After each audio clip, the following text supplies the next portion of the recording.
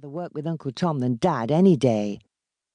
"Aye, Uncle Tom's very agreeable, and I reckon I might prefer a garden to the farm.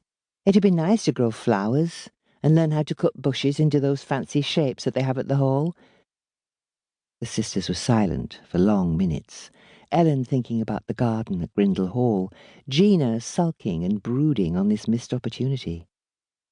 A bee droned in the clover flowers dotting the grass around them. Ellen had her eyes closed still. Gina watched as the cloud figure grew grotesque features before its head detached from its crooked body and formed into a round and benign baby cloud. "Oh, but it'd be grand never to have to work again at all," Gina said after a while. "That's what I'd really like, to have out I wanted and never have to graft for it." Ellen turned to her sister to see if she was serious. "Now who's daft? How can you have out without working for it? Stellion has. It's Mr. Stellion to you, Gina, and his family worked for years to build up the brewery business. It didn't just come by Grindle Hall.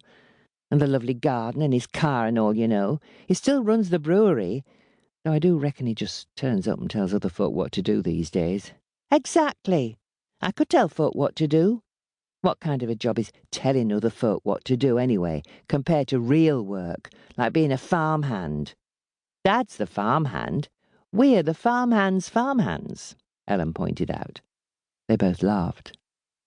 "But seriously," Ellen went on, "the brewery is Mr. Stellion's family business, and his work is taking responsibility.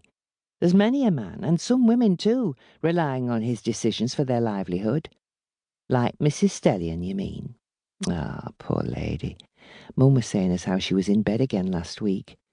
It's a shame to live in such a grand house, warm all winter and full of nice things, time to do whatever you want, but to feel too poorly to enjoy it."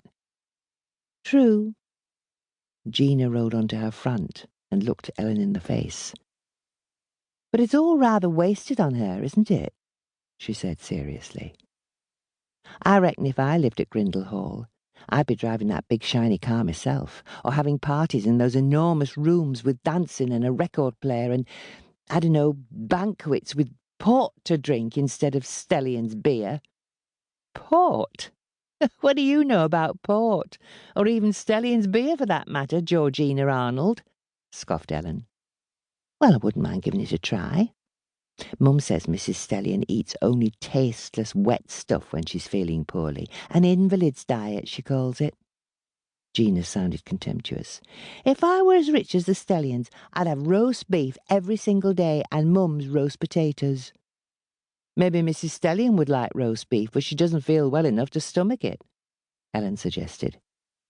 "It's not right to be coveting other folks' things, thinking you're more deserving of them, just 'cause you're in better health.